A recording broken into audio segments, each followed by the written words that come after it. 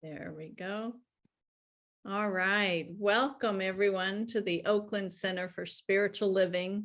My name is Reverend Sally Bartholomew. I am a licensed minister with the Centers for Spiritual Living, and I am also the secretary of the Board of Trustees here at the Oakland Center for Spiritual Living. I want to welcome you to our midweek Oasis Wednesday night service. You might be asking yourself, what is a Wednesday night service oasis? Well, it's a place where we can come together as a community to be spiritually refreshed and uplifted between Sundays. Now, most Wednesday night services build upon the theme of the previous Sunday, and this Wednesday night is no exception. Last Sunday, Reverend Sunshine Michelle Coleman introduced ideas inspired by the talk title, Boundaries Build Bridges. And tonight, practitioner Judith Roberts continues the exploration of this topic, and she has got an interactive session planned for us. So we will be going in and out of break rooms and talking about certain questions. So I think this is going to be a very interactive session. And we like our Wednesday nights that way, informal, intimate, and interactive. This is what we call our satsang style of building off the principles and the practices of religious science. This year, our annual theme for Centers for Spiritual Living is Living Out Loud. The monthly theme is cultivating authenticity. And knowing that we are celebrating Women's History Month, this is fabulous. And tonight, we're actually beginning Ramadan. So if you are new to the Oakland Center for Spiritual Living and you found yourself here at the Wednesday Night Oasis, welcome. We're glad you're here.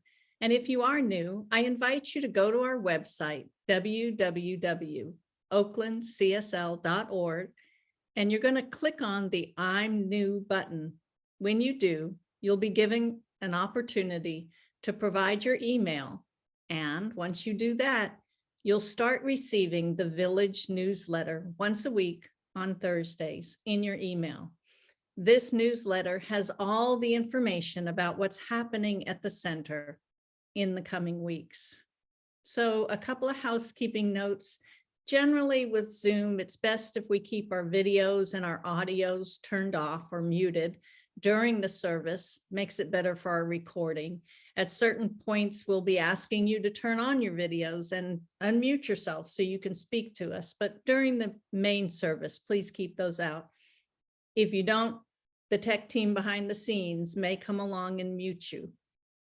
All right, stay tuned all the way to the end of service where we'll have some special and important announcements that you're going to want to hear about what's going on at the center. We have some fabulous things coming up this weekend.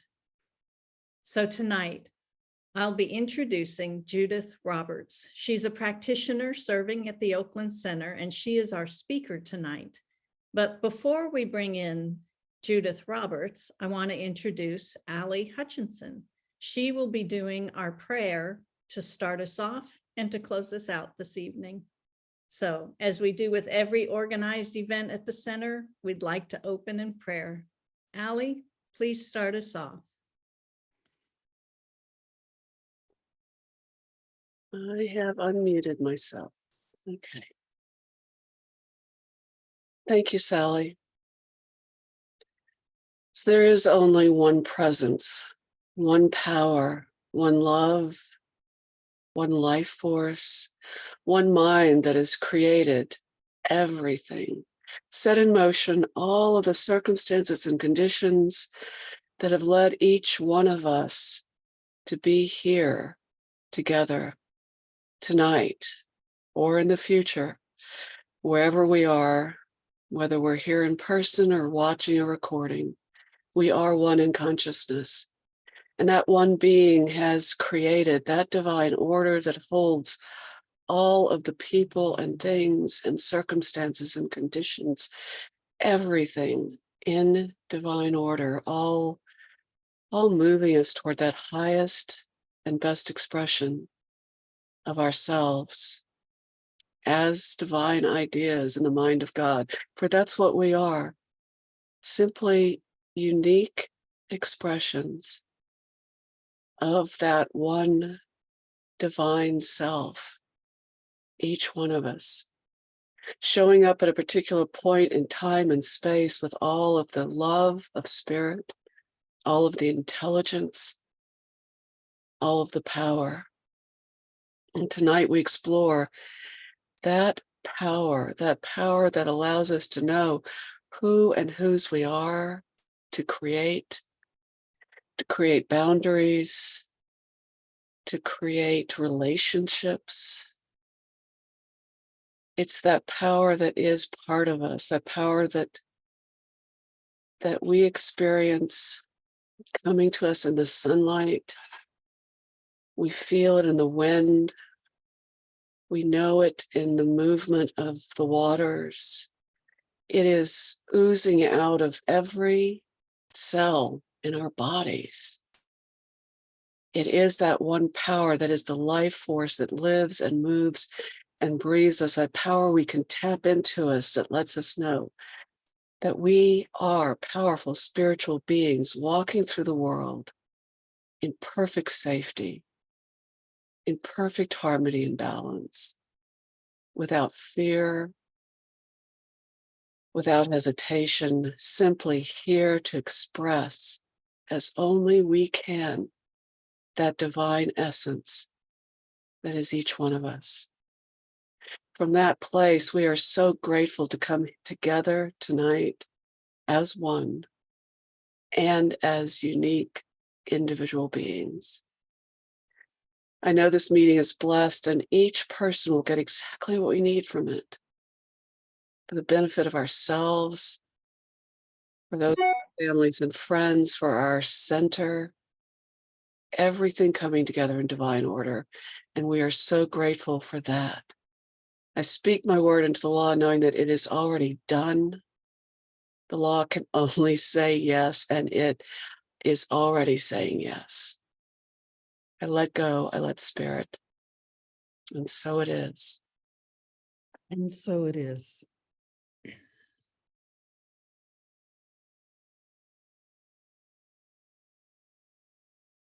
So good evening, everyone. And Allie, thank you for that beautiful prayer. I'm Judith Roberts. I'm a licensed practitioner with the Oakland Center for Spiritual Living. And I want to give a warm welcome to everybody who's online tonight. This is an online service, not in person. And we're a small and mighty group tonight online. And a warm welcome to all of you who view this later, view this as a recording later.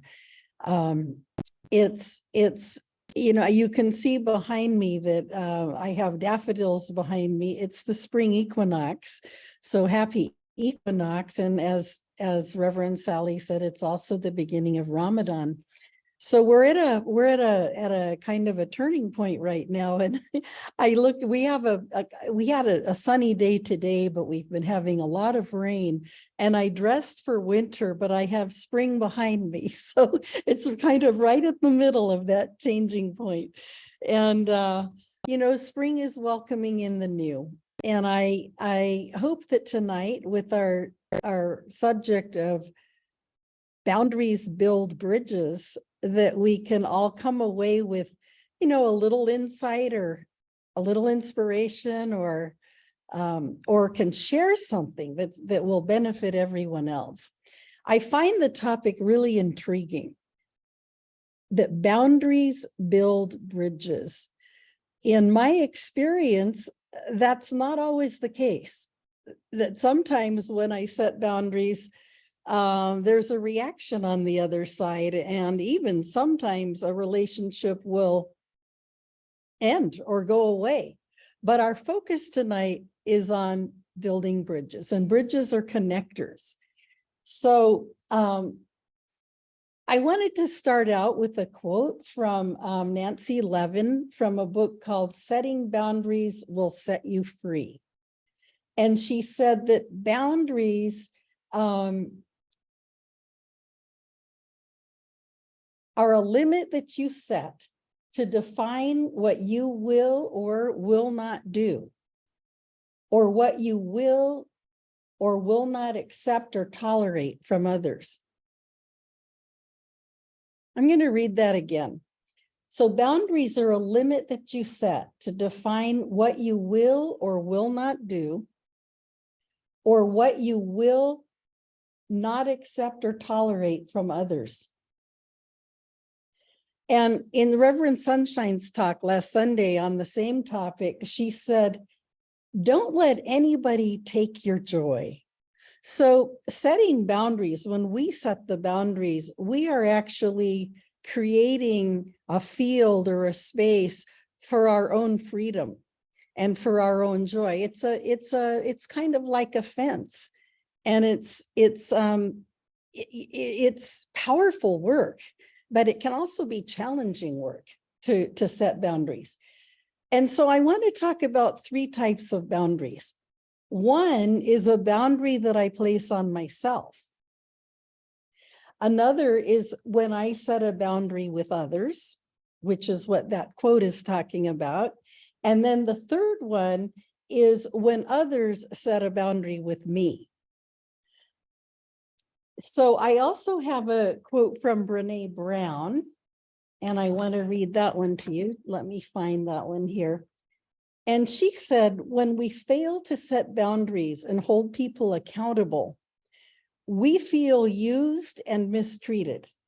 This is why we sometimes attack who they are, which is far more hurtful than addressing a behavior or a choice. So, you know, if we don't set the boundaries, if we fail to set the boundaries, then sometimes we just feel like, well, they should know. You know, we have an expectation that somebody will know how to treat us or how we want to be treated, but we've not stated it. We haven't said it. And so then when they fail to do it, then we feel mistreated, or we feel, you know, attacked or abused, or, you know, there's all different permutations of it. So I wanted to share an example of when, not me personally, but this is when somebody I know, somebody pretty close to me, set a boundary, and what happened with that boundary that they set. This was a extended family member who had a son who lived with them, an adult son who lived with them, and he was doing drugs. And they said, no, you may not do drugs in our home. You may not live with us if you're going to do drugs. And he continued. So the parents made a decision to, you know, evict him from their home, from his own parents. And he ended up on the street. He ended up homeless on the street. And that must have been a very hard decision for the parents to make, very painful. And he was on the streets for a while. But eventually he pulled himself together. He finished a degree in engineering. He got a really good job with BART, and now he just recently was happily married. But eventually it built a bridge, you know, eventually, but it took time. And that must have been a very hard decision for the parents to make. And I'm sure those of you who are parents, I'm not a parent, but I have nieces and nephews that I set boundaries with, and anybody who's raised a child knows about setting boundaries with children. And we've all been children and experienced having boundaries set on us as children. So I also have a story of setting a boundary that I'm going to share. It was a short conversation, but somebody was badgering me about money that they thought I owed them. And this just went on and on.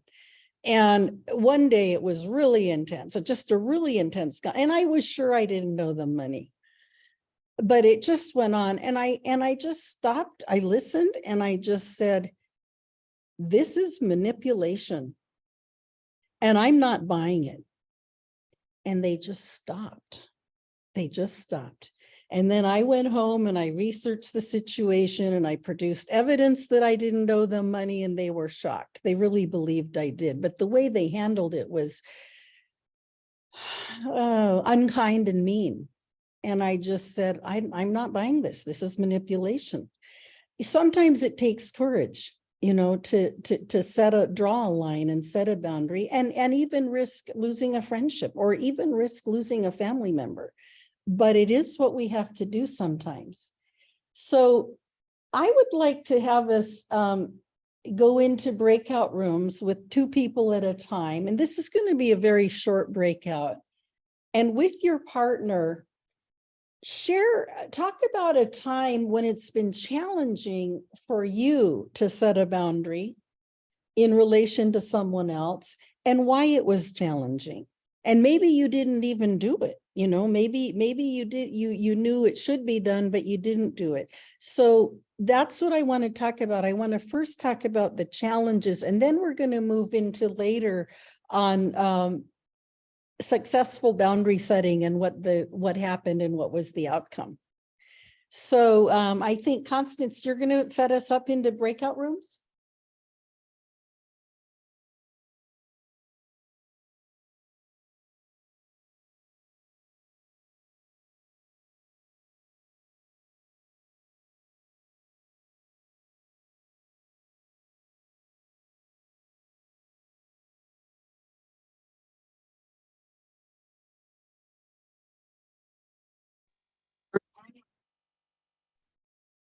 I'm muted there. Welcome, Judith Frauenglass and Reinhardt. We just had a breakout room. I don't know if you two were in the breakout rooms, but we broke out to talk about in pairs to talk about what we find challenging, or how we have been challenged in setting a boundary with somebody else. And I'd like to invite people to share now about that, because I know I'm in a situation right now where I'm challenged, and I imagine that we all have had these times when it's been challenging. Constance, do you have a question, or do you want to share? No, I just want to say something about the breakout rooms. Oh, We had one person in a breakout room with someone who was muted, and so she wasn't able to take part. We had someone else who didn't join, and so someone else had to join later. So what I'm going to ask is, for the next time around, if you're not going to talk in the breakout room, don't join it. Then I can move someone else into another room. And so that's what I have to say. Thank you. Thank you for that. Yeah, the breakout rooms. Yeah, and the point is to be able to share in a more intimate situation. When we come back to the group and we share, it's a more public situation, and you may not be comfortable in the public, but you may be comfortable in the private. So, or the smaller one. So take advantage of that breakout. It's a good time to do some connecting and sharing, and also sometimes some soul searching. So I'd like to invite, would anyone like to share what they shared in their small group about what's challenging for you, or has been a challenge in setting a boundary with someone else? You know what? I got lost in the ether, and finally I did come into a room. I was just wandering I don't know where I was. So I'm going to say what I did. And I got to hear something very powerful and from one of the 2 other folks, and then I started to tell, but I'm going to tell what I would have said, which is that I had a conflict with someone many years ago, and that was someone with a more powerful personality than I have, and I was just feeling like, like this. And I was interacting with that person on a daily basis. And I found a way that came from, it was either from Louise Hay or Fritz down in down south anyway, I tried to see that what the technique was, that I tried to see that person getting everything that they wanted. They're up on a stage and they get everything that they want. And I did that for 2 weeks straight. And there was another part of it that Louise Hay put in where you then switch and you picture yourself up there. And what I found at the end of it was that I was not, in terms of a boundary, I was not putting out that energy that drew that response from that person. And so that's sometimes what I think about boundaries, that I need to look at myself and what am I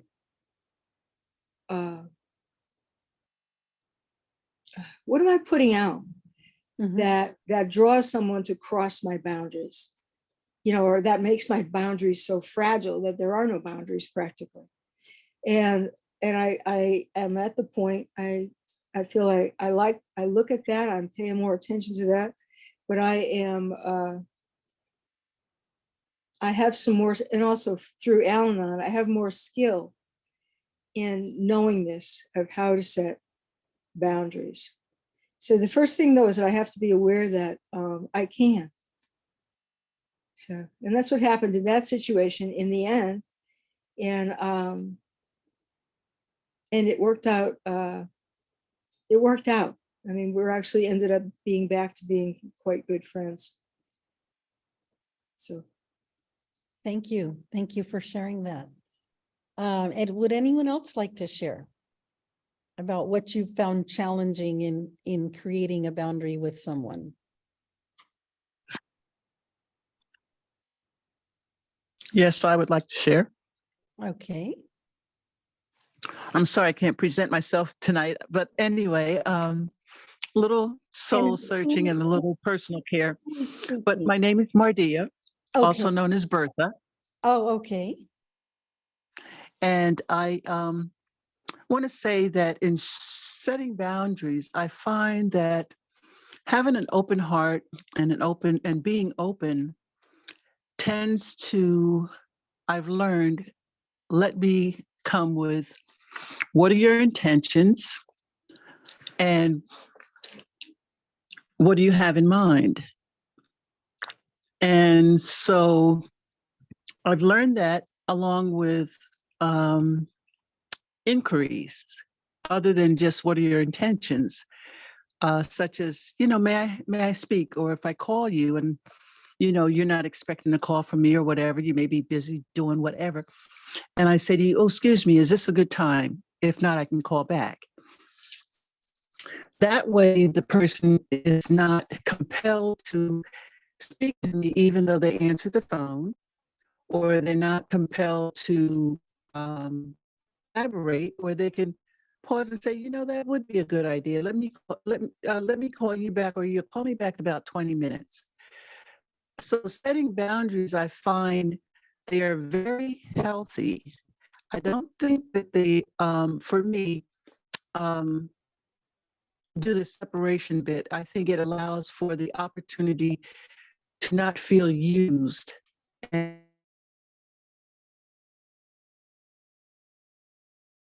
Oh, I think we lost you. But that feeling of not feeling used is it actually something very similar was said in the first quote I read, that boundaries can keep us from feeling used. And those were good examples. Thank you for those, Bertha. Would somebody else like to share? We'll have one more person and then we'll go on to a different discussion about boundaries. Constance has her hand up. Oh, Constance. Well, I'm not sure one of the places that I find the most difficult to set really good boundaries is in a work situation. And particularly with a boss. Because I can set them, but it's one of those fine line things where you have to decide, is this bad enough to want to leave the job?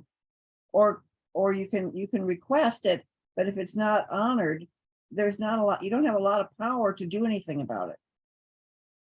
So I would really like to hear what other people have to say about that, about what you do in a work situation when it's your superior, your supervisor that doesn't want to accept boundaries.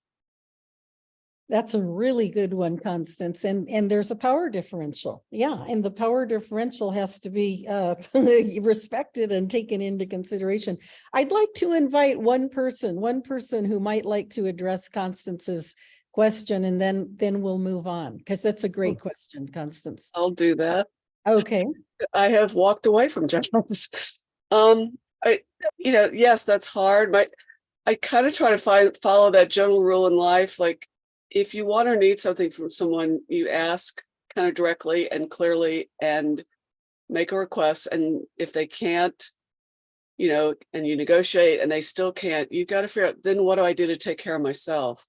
And if there's a way to stay at the job and take care of yourself, that's great. I've been asked in my corporate world to do things that crossed the line legally and walked away, which is not easy to do. Obviously, it takes, some time and planning, but the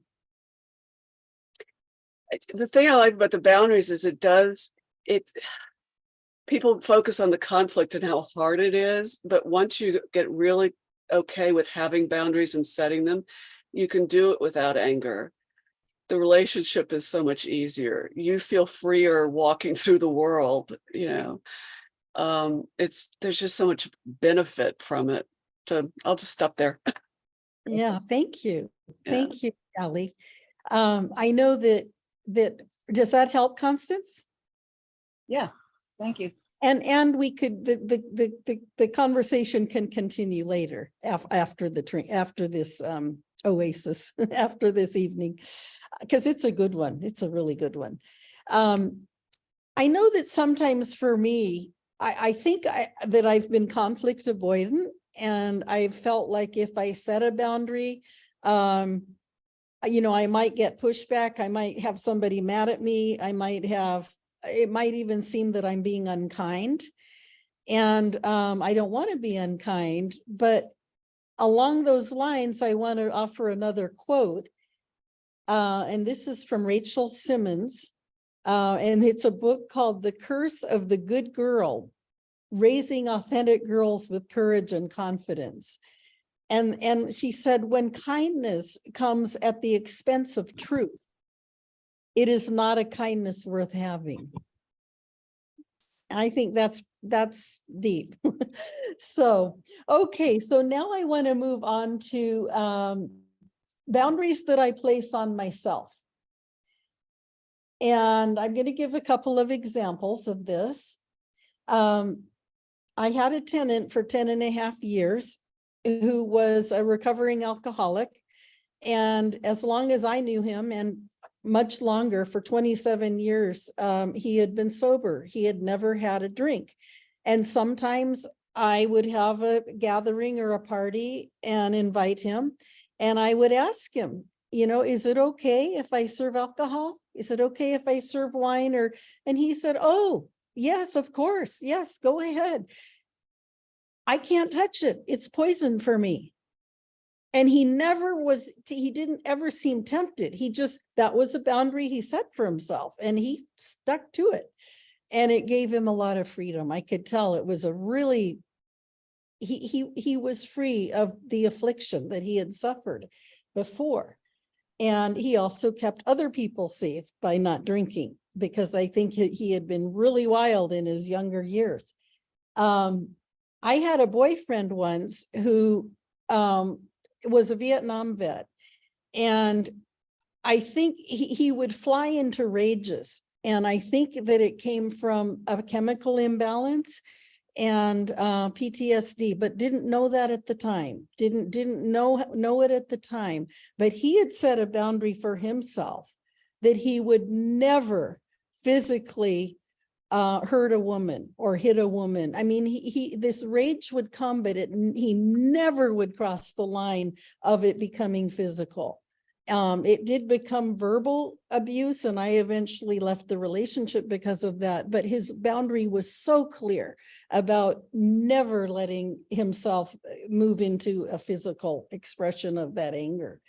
And then I set one for myself. This is along a little bit different line. I set one for myself of when I'm on the phone with customer service people or tech support and I'm frustrated because I've been, transferred 8 times and I have to give them the same information every time and I'm just not getting anywhere, or even maybe the solution they give me doesn't work. I've made a boundary for myself never to dump my frustration on that person who's on the other end of the line. And so I usually say to them, I'll express my frustration and tell them what the problem is and what's happened. And then I'll say, and this isn't personal. I know it's not you. I know it's not your fault and you're just doing your job. I want you to know, I know this isn't personal. And I almost always say that because it's not an uncommon experience. I'm sure you've all experienced it, of this frustration of tech support and getting passed down the line. And then another one that I do is that when I am frustrated, in any situation, if I can check myself, I'll stop and ask for help. And I'm not asking a person for help, although that may come later. But in the moment, I'm asking for the help from my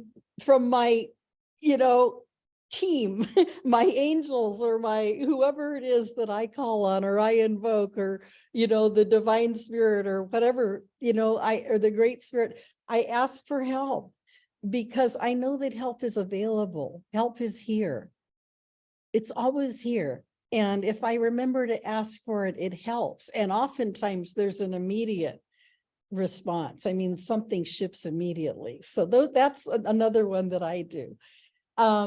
So then we have this other thing about boundaries that have been set on me by somebody else. I want to break into dyads again, and I'm going to check the time. Okay, so we have to keep this kind of short. And talk about a successful boundary that you've set on yourself, if you choose to share this. This is really personal, so you may or may not want to share about that, but a successful boundary you've set on yourself, a successful boundary you may have set in relation to someone else, and how have you responded when a boundary was set on you? I know we've all had many boundaries set on us, but just maybe pick one. And you don't have to answer all of those questions, but maybe 2 of them. So what is a successful boundary that you've set on yourself? What is a successful boundary that you set in relation to someone else? And how have you responded when a boundary's been set on you? And then we'll open it up for a conversation. And Constance, let's give this about another, same as before, about 5 minutes, about 2 minutes each. Okay. So welcome back, everyone. I didn't get to go to, I didn't get to into a room. You didn't get into, oh, again? Oh, Yeah, Judith, I kept talking to you and you wouldn't answer me. I don't know. You wouldn't What? answer me, and then you left and you came back, you left and you came back. So I I don't know didn't what. hear, I didn't hear anything, I didn't hear you in any way.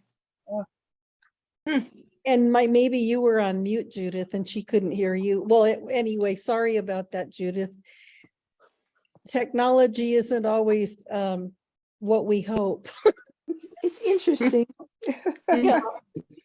Yeah. So I want to invite a few people to share on any of those questions about a successful boundary you set on yourself, a successful boundary you set with someone else, and or maybe how you responded to a boundary that someone else set on you.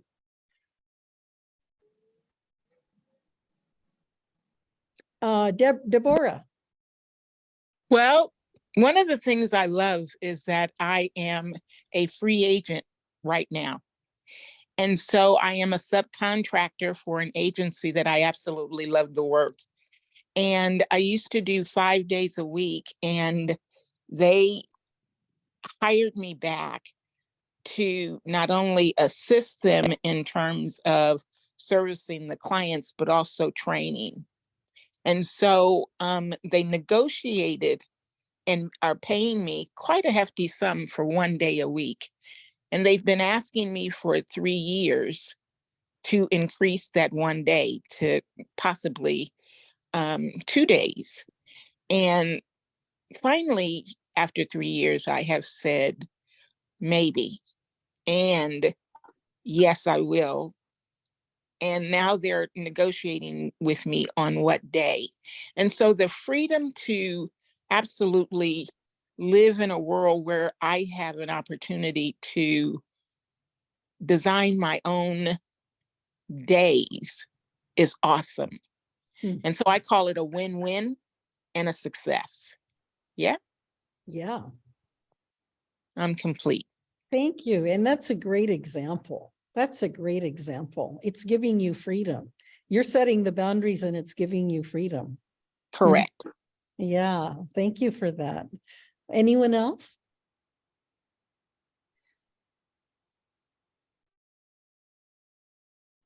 Yeah, I can. Reinhardt. Yeah, I can. Oh, Reinhardt? Yeah, I'm happy to share something, and a good example. Let me say, well, like my conversation partner and I, we came to the insight, which is maybe not so deep, but that that setting boundaries and also accepting boundaries, it's more difficult when you are with your family members, the closer the relationship is. So it's very easy for me to set boundaries with my neighbor or with a friend or with anybody actually who's like in this group. I can easily set boundaries, but when it's like my son or my wife or then it becomes more difficult. And then or accepting boundaries. An example is when the pandemic came around and we all of a sudden we stayed at home together for so long and also doing work. Well, Lauren, she set some boundaries when she had to work, that, well, she didn't want to be interrupted. And she told me in a more sort of business-like voice, if you will, like, no talk now. And so for me at the beginning, it was like, well, but I'm your husband, I totally accept that if you tell that to anybody else, but to me, really, you say that to me. But she was under a deadline, and I'm sure I acted maybe in a similar way sometimes. That was, for in the first sort of round, this wasn't so easy to accept, if you will. So. Thank you. I'm complete. Judith, you're muted. I was just saying, Reinhardt, thank you. It's a really good example. And I think for many of us, I'll speak for myself. I experienced that also, that it's most difficult with close family members. Would anyone else like to share?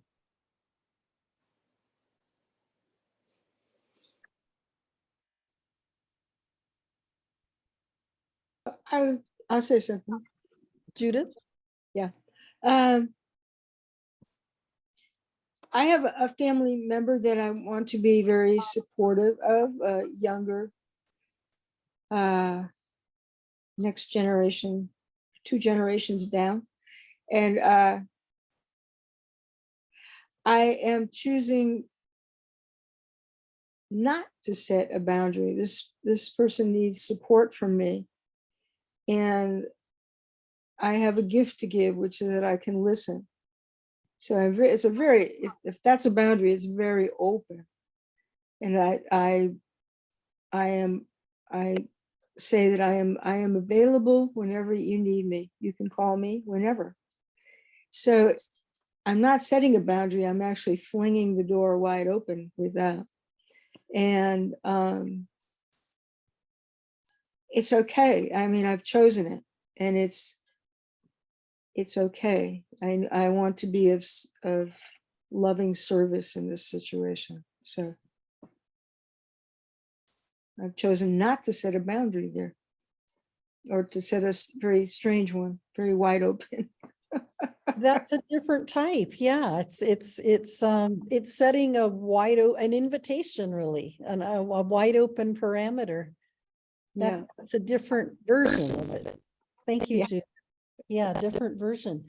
Let's see, let's see how our time is. I want to open it up to one more person, if anyone else would like to say something, and then Constance? I'd just like to tell you a story that just happened to me of setting a boundary with a family member that was very successful. When my son was little, I ended up being the absentee parent. And so he traveled a lot to see me. And one of the stories he's held on to is, I don't like to travel because I had to travel so much when I was a kid. Mm. And so I've gone out of the way to travel to see him and his family. Last summer, we had a family gathering, and I heard this story one other time, and all of a sudden something shifted in me, and it was like a stake went in the ground. I thought, enough. And so I gave up my mea culpa, which is what I'd been doing for so many years. And the first thing I didn't confront him about it. I just sort of said, he's a teacher. He only wants me to come during the holidays.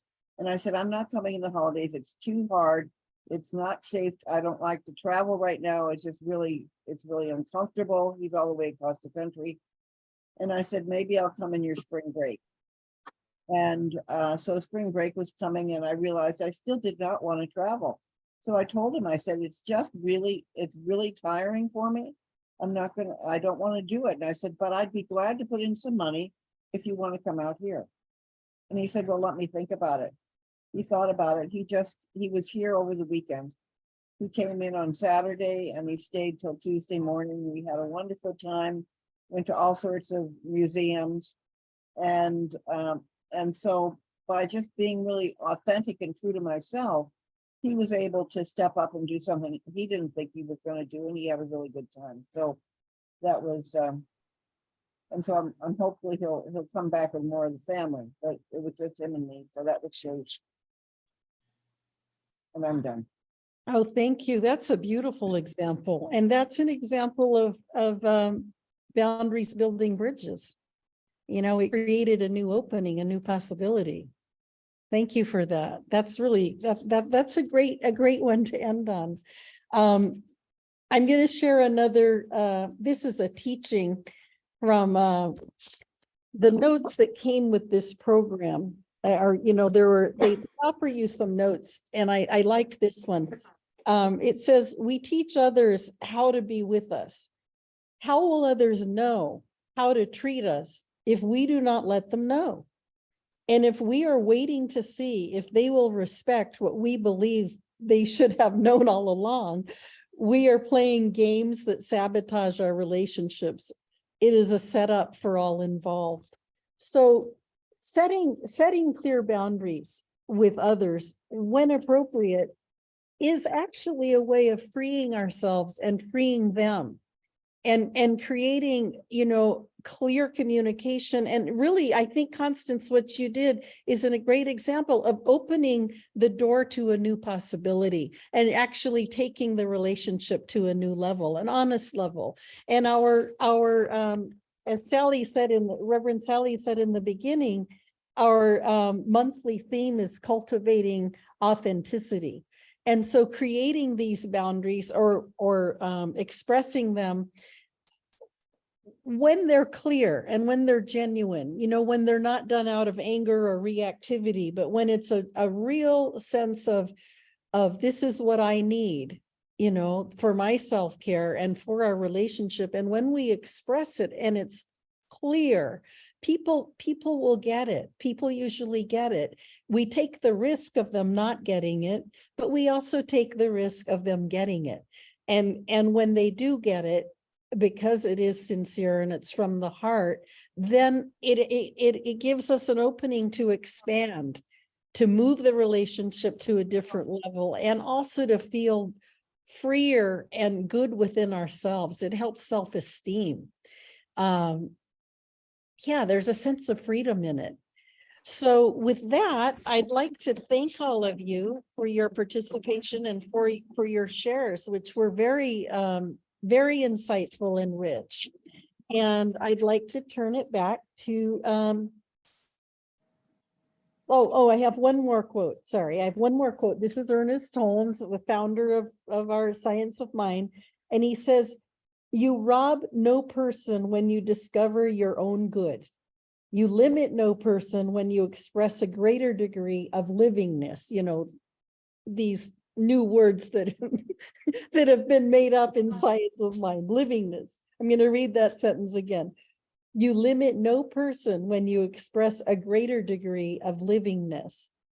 You hinder no person's evolution when you consciously enter into the kingdom of your good and possess it today."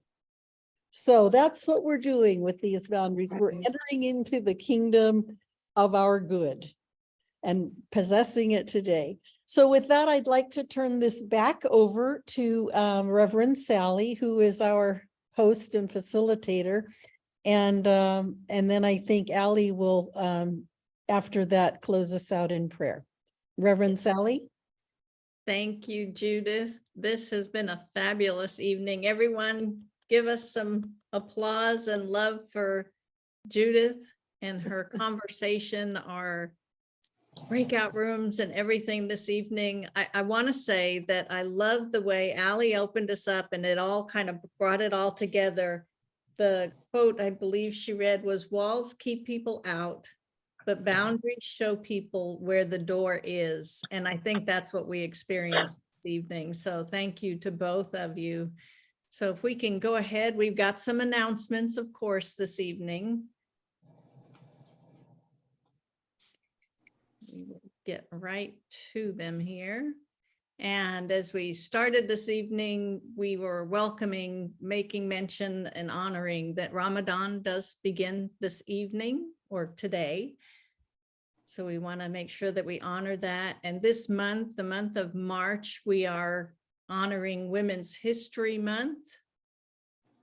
So we have got some fabulous women speakers this month.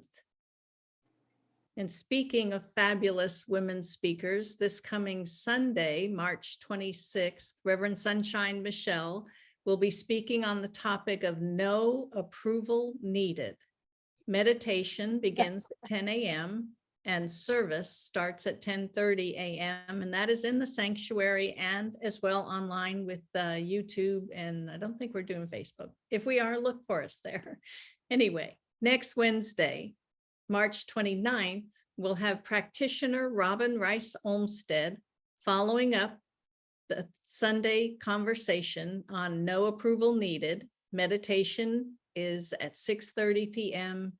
and the service starts at 7 p.m. on Zoom Wednesday evenings. Following that, Diversity Circle presents What Does Medicare for All Mean?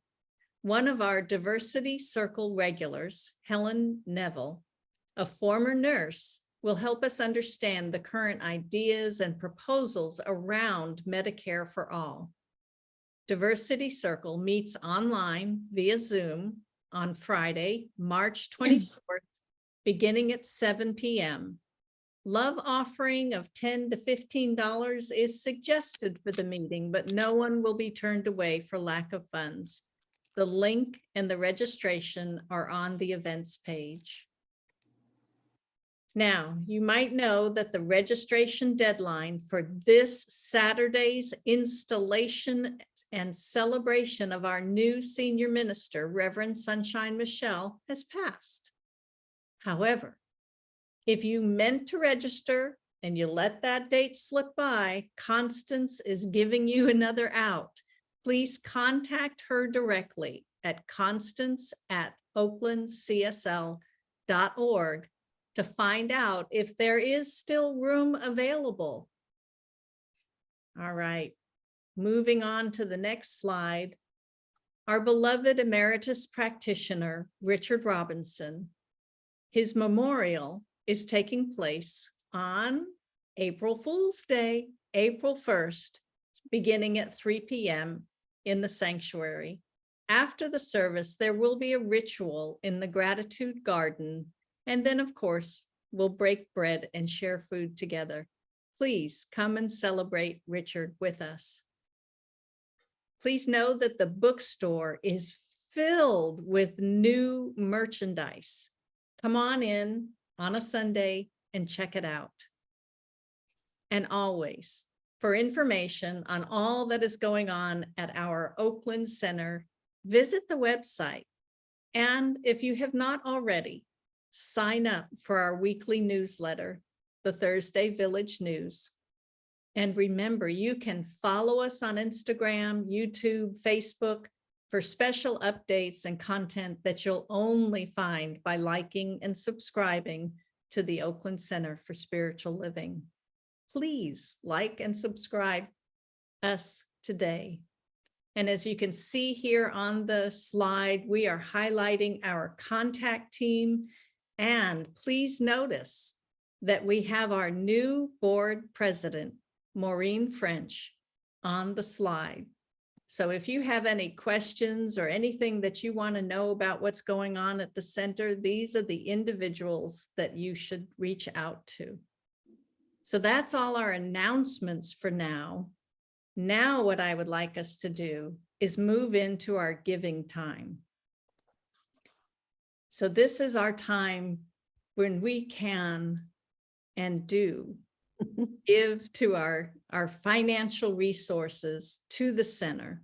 The center needs to pay its bills. The center loves to help with this circulation. There's a law, the more you give, the more you receive. So this is the center giving us an opportunity to participate in this law of circulation. So if you will, place your hand on your heart and repeat after me. Joyously I give with an attitude of abundance, knowing that as I give, I do receive. And so there are several ways that you can give to the center, at least 5. There's credit card, by mail, Zelle, by text, or with the offering basket during a Sunday service. So please give to the center. All right, that is all of the announcements for this evening. And I'd like to close out my portion of this by saying thank you. Thank you to both Judith Roberts and Elena Hutchinson for coming in and setting this evening of boundaries, building bridges. It's been a wonderful evening together. I also want to thank our tech team who's working behind the scenes, Helene and Alice and Constance.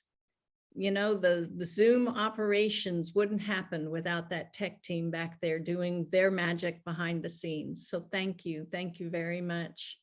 And so now I'd like to pass it back over to Elena to close us out in prayer. Thank you. Thank you, Reverend Sally. Oh,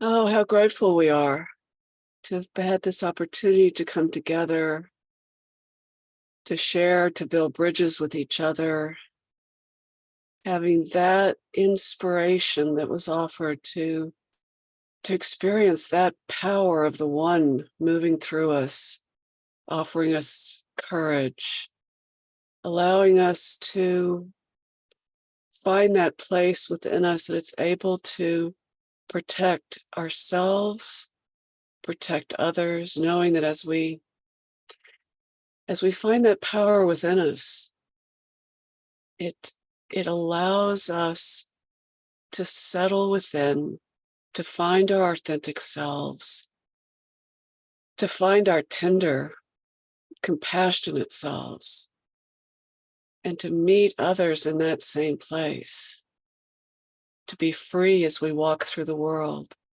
to feel safe, to be able to be our authentic selves. We're so grateful for the chance to do this, not just on our own, but with each other.